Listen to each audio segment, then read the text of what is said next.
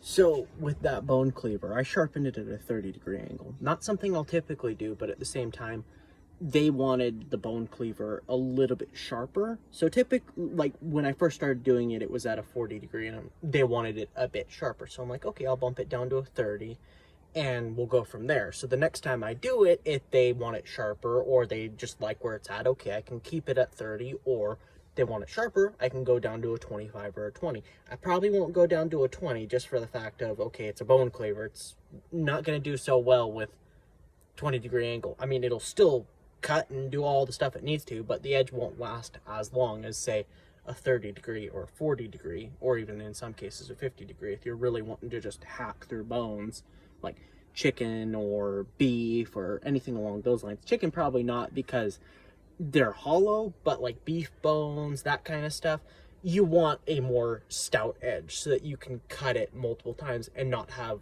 chipping, glinting, all that kind of stuff in the blade.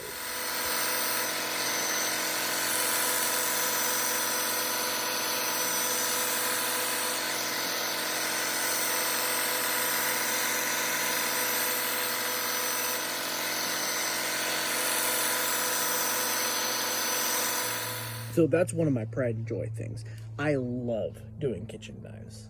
Like, if I had to pick a favorite, that would probably be either number one or number two, just because, okay, I like doing katanas and that kind of stuff too. Those are just unique. But for like everyday kind of stuff, kitchen knives are like my absolute favorite thing, because typically they come to me and they're pretty mangled, they have chips in them, they won't cut worth their life. Like, you'd have to put so much pressure, and they're so dangerous at that point.